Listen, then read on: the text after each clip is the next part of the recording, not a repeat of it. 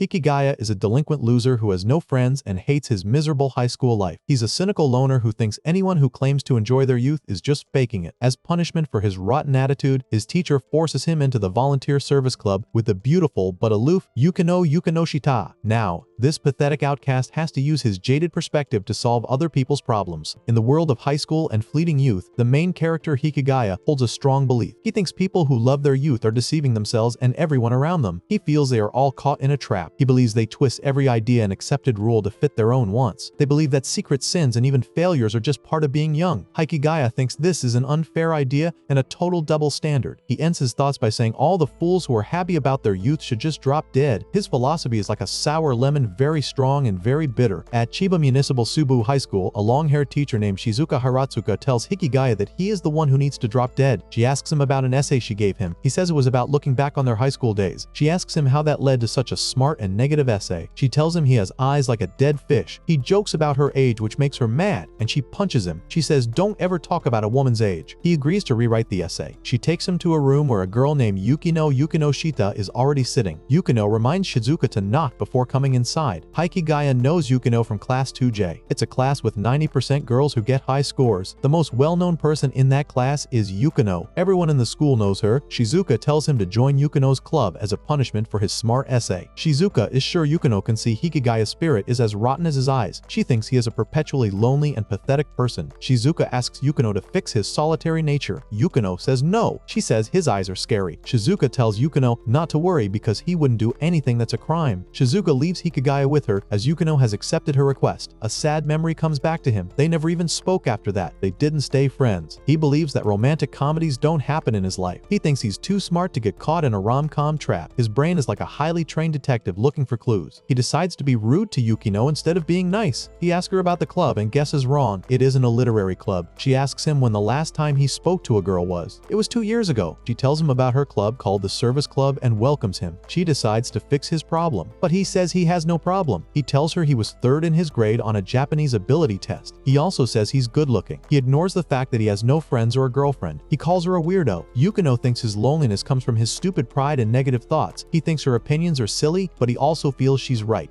She believes that if he can talk to her, then he can talk with anyone else. He refuses to have pointless chats or be fixed. His stubbornness is like a rock in the middle of a river. Shizuka again comes inside without knocking. She feels Yukino is having trouble fixing Hikigaya because he doesn't think he has a problem. He refuses to change for people. He wants people to accept him as he is. Shizuka suggests a competition to see who can do the most service. The winner can order the loser to do anything. Yukino refuses because she's scared of competing against him, but she's a little annoyed that she's falling for such a simple trick. She accepts the challenge. The next day, he sits in the room where Yukino is sitting. She didn't think he would come. He asks her if she has friends. He wonders why she has no friends since people would probably like her. She calls herself lonely even though people like her. She remembers that in grade school, her indoor shoes were hidden about 60 times. It was all the work of other girls. The pranks were like a small storm every day. Because of that, she had to take her shoes and record her home every day. She had a hard time because she is pretty. She believes that the better a person is, the harder it is to live. She is determined to change the world. She hates the way he accepts his weaknesses as a good thing. He realizes that Yukino carries the pain of someone who has a hard life. It shouldn't be hard for her to hide that pain and live like everyone else, but Yukino doesn't do that. He is sure he and Yukino are alike in some way. He felt his heart wanted to beat faster than the clock. Meanwhile, an orange-haired girl named Yuigahama Yui from class 2F comes in, is totally different from how he is in class. She is surprised to see him in this club. She is ashamed that he's still a virgin even though he is a second-year student. She's mad that he uses bad words for her over and over. She calls him a creep out of anger. Sometime later, they all bake cookies because Yuigahama isn't very confident and wants their help. Yuigahama doesn't really want her friends to know that she's serious about this. She thinks acting serious doesn't fit with her friends. Yukino says no to giving help to people who don't try. She says the club is for people who want to help themselves. Hikigaya says he can just sit there and give his opinions. The cookies get burned. They look like charcoal from a hardware store. Yukino wants to fix this somehow. Yuigahama doesn't want to give up on cooking. She knows she has no talent. Yukino says to change her perspective. She believes people who don't apply minimal effort have no right to envy talented people. She thinks people who are not successful are not successful because they can't imagine the hard work successful people put in. She tells Yuigahama to stop trying to be like everyone around her. Yuigahama realizes that Yukino is very cool and right. Yuigahama feels that all she's done is try to be like everyone else. Yukino tells Yuigahama to follow her. Yukino makes cookies that turn out great. Hikigaya tells him to come back in 10 minutes. He decides to show them real homemade cookies. She makes them taste homemade cookies, which aren't bad at all. He tells them, these are the cookies Yuigahama made. He tells him a story about his friend's friend. She would tell him every time something happened. He thought this meant she liked him, so he asked her out. He thought it was him she liked, but it turned out to be someone else. Yuigahama guesses it's his personal story. He thinks guys are simple. They don't care about the taste of the cookies. They care the most about the effort of the girl. Yuigahama decides to try it her own way. 1 week later, Yukino wonders if they handled Yuigahama's request the right way. Hikigaya believes not all efforts pay off, but if someone has tried their best, they can feel good about that. Meanwhile, Yuigahama comes in, but Yukino doesn't welcome her in a warm way. She thinks Yuigahama isn't her type of person. Yuigahama came to thank them by giving them cookies she made. Hikigaya is about to leave when she throws a pack of cookies to him too. It seems like a bad omen, but he decides to accept it. Who knew cookies could be a battlefield and a peace treaty all at once? Life's tough, but at least the burnt cookies bring people together like a slightly crunchy friendship bonus. Animals naturally live in groups. Those who don't become the boss carry stress all their lives. Herbivores feel the pressure of sacrificing their peers to survive attacks from natural enemies. Hikigaya thinks living in groups is no benefit, so he chooses the path of the bear. Bears don't form groups. He wishes to be reborn as a bear. Bears don't have group drama or bad hair days. He thinks being a bear is like having a permanent vacation from people. At Chiba Municipal Subu High School, a teacher shows him his paper where he seriously praises bears. The biology teacher gave the theme. She asks about the test part, the ecology of wild animals. He talks about the powerful and opposite habits of wild animals living in groups. She sees he makes it sound like living in groups is a sin. He reminds her she is single too. She punches him anyway. The punch feels like a loud exclamation mark on her sentence. She asks if the request for help went well. He says she seems satisfied with their service. He asks about the showdown she mentioned. She says, don't worry, she'll give her own one-sided judgment on the outcome. The conversation continues. She asks about Yukino, but he makes it clear he doesn't like her. She says they're both difficult kids who are worried they'll have trouble fitting in society. She wants to keep them close because they're fun to watch like a weird reality show. During a rainy day, he has no place to eat alone. Yuigahama praises a girl named Yumiko Miura. She is a big fan of her figure. Hikigaya thinks if he has to kiss up to people that much to feel complete, he'd rather fly solo forever. Yuigahama says she must leave during lunch and won't be back until 5th period. Yumiko asks for lemon tea, but Yuigahama isn't sure she can bring it. Yumiko gets mad at her for refusing. Hikigaya has no desire to help but sees a girl he knows about to cry and his stomach twists. Nothing tastes good anymore. One stacks Lee. His lunch feels like a big lump of coal. He gets up to interfere. Yumiko tells him to shut up, so he sits down instead. Yumiko finds his indecisive attitude very irritating. Meanwhile, Yukino appears telling Yuigahama she's apologizing to the wrong person. She wonders why Yuigahama showed up after inviting her. Yumiko rages seeing Yuigahama go to Yukino instead of finishing their talk. Yukino says it wasn't a conversation, just forced opinions. She thought Yumiko was an ape trying to scare her. She says it's fine if she wants to play king of the mountain, but to keep it in her own territory. The fight is like a mini wrestling match in the hallway. Yukino says Yumiko's bluff will flake off like her makeup. Hayato stops them and Yukino leaves. Yuigahama thanks Hikigaya for standing up for her. She tries to explain to Yumiko she feels uneasy not matching everyone's energy. She tries to follow the mood of the group, but watching Hikigaya and Yukino made her think they have fun without trying to match each other. That just seems right to her. Hikigaya is totally reclusive. She comes out and finds Hikigaya and Yukino listening to her and starts to get mad at Hikigaya. Later, he sees two students sneaking inside the club room. They are looking for something suspicious. They open the door and see Yoshiteru Zaimokuza, who reminds Hikigaya he is his partner. He's sure Hikigaya remembers the hellish times they went through together. Hikigaya thinks maybe they met in gym class or something. Zaimokuza says he's a man who could die anytime and doesn't make friends. He asks if this is where the service club is. He wants Hikigaya to grant his wish. His request is like a wild card in a card game. Yukino makes it clear that the club is not for granting wishes, only helping people. He asks Hikigaya to lend assistance and strive to conquer the world again. He asks what happened to their master and servant relationship, but forgives him because such things don't matter between them. Yukino asks what Zaimokuza meant by Kengo Shogun. He says it's a delusion of grandeur. He acts out a setting he created. Just because he has the same name, he believes he is the 13th Muromachi Shogun Ashikaga Yoshiteru. He calls Hikigaya his partner because his name is the same as Daibosatsu, the bodhisattva revered as the god of war. Zaimokuza bases his setting on real history. He talks about worse people, the first 7 gods including 3 creator deities, the good Emperor Galen and Protector Hardia. Suddenly he realizes he went into too much detail. He knows all he writes now is a list of people he will never forgive. Yukino asks if he wants them to heal his mental illness, looking him in the eye. Hikigaya sees a manuscript for a light novel. Zaimokuza thinks of sending it to a newcomers contest but has no friends to ask for opinions. Yukino thinks he just said something sad without thinking. Hikigaya tells him to just post it online because there are sites for that. He calls Zaimokuza, weak-minded. Later, he tells Hikigaya about the story's foundation, a spatial rupture called a dimension driver. Hikigaya remembers standing on the road. Next morning, they are all sleepy after reading it at night. He sees Yukino dizzy at school, but when she sees Hikigaya, her sleepiness vanishes. It's like she has a power over sleepiness. Zaimokuza asks their thoughts on the script. Yukino calls it bad and painful to read. He feels heartache hearing that. She points out too many lame things and suggests common sense before showing off literary talent. Yuigahama wants to comment, but seeing his heartbreak, she passes to Hikigaya. Hikigaya asks about the ripoff. Zaimokuza starts crying, but Hikigaya calms him. He says illustrations matter less than the story. Before leaving, he asks them to read his work again because harsh criticism still made him happy they read it. Hikigaya thinks Zaimokuza doesn't have delusions of grandeur but full writer's fever. It's like a bad sickness that makes him want to write. He thinks Zaimokuza only needs to change the creepy side. A few days later, Zaimokuza works out with Hikigaya, who tells him to think about that after winning the contest because he's getting ahead of himself. He daydreams what he'll do if it sells well. While playing tennis, he isn't feeling well, so he wonders if he can just hit the ball against a wall. He realizes this is the solo countermeasure to pairing up. He mastered this after long years alone. The feeling of being sick plus causing trouble creates a subtle effect. It shows he's willing to join the group in his own way. His strategy is like a secret code only he understands. He thinks maybe he can teach this to Zaimokuza one day. He sees students praising Hayato. A ball falls near Hikigaya. They call him Hikitani and tell him to throw the ball back. Hikigaya nods, then wonders why he nodded. Later, he feels peaceful eating lunch in his favorite spot. He can't say he dislikes this hour. The quiet feels like a warm blanket on a cold day. Yuigahama comes knowing he always eats here. She lost the game with Yukino, so talking to him is like her punishment. He misunderstands, thinking talking to him is a punishment. Yukino asked about the joy in fulfilling such a small conquest, but Yuigahama agreed since she's not confident. Yuigahama has done this with friends before, but this is the first time she thought punishment was fun. He says he hates in-groups and in-jokes, but he likes infighting because he's not part of the group. She's confused because when he talks to Yukino, they seem like an in-group too. He says Yukino is different, something people can't change. The topic shifts to their entrance ceremony day. Suddenly, Totsuka Saika appears after practice and asks what they are doing. He praises Hikigaya for his tennis skills and form. Hikigaya thought Totsuka was a girl, but he's a boy. If Totsuka wasn't a guy, Hikigaya almost would have confessed and gotten rejected. His confusion is like a tangled ball of yarn. Later in a match, Totsuka asks Hikigaya to be his partner.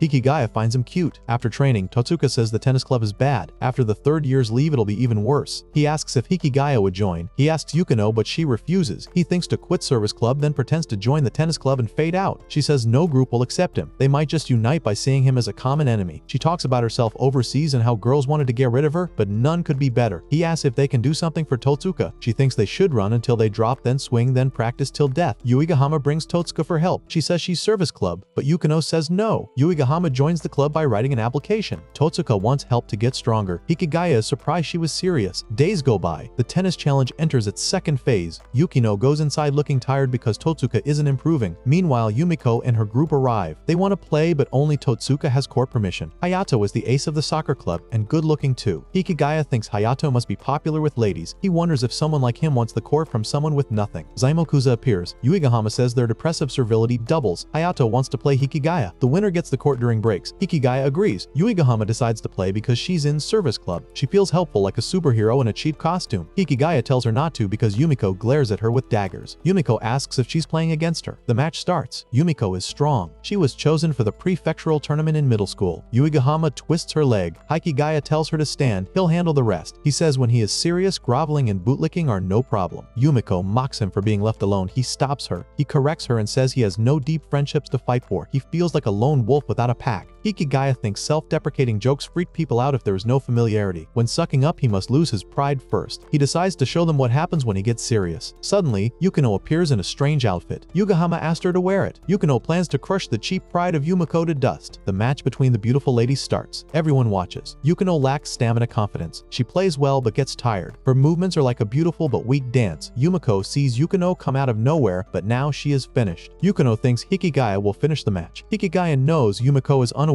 of the unique sea breeze that blows here early in the afternoon. Hayato doesn't know the breeze doesn't blow just once. Only Hikigaya sitting alone can hit the magic ball. He thinks the ball is like a secret weapon only he can use. Zaimokuza, who is still in his delusions, thinks Hikigaya is using legendary wind power. Hayato admits Hikigaya really gave him a magic ball. He has played many players, but Hikigaya faced everything head-on alone. He throws a ball high. Yumiko tries to hit it, but Hayato saves her from injury. Everyone praises him for his kindness. Yukino thinks they won the game but lost the match. She feels bad because Hikigaya won, yet the students ignore him. Totsuka thanks Hikigaya. Hikigaya wonders what kind of rom-com this is. Girls with girls, guys with guys. Later, he opened the door by mistake and sees Yui and Yukino changing. Yuigahama kicks him out. Lying on the ground, he thinks maybe this is how a youth rom-com should be. He sees her reading an article as smart as the tree stump it came from. His younger sister throws her clothes at him and runs off. He knows younger sisters are strange creatures no matter how cute, but he feels nothing. They both get ready and go to school. On his first day of high school, he got into an accident. He got too excited about his new life, so he left home an hour early and ended up in the hospital with a fracture. His sister tells him the dog owner came to thank him with sweets, but she ate them before he could. She says the dog owner goes to the same school but doesn't know her name. Shizuka reads Hikigaya's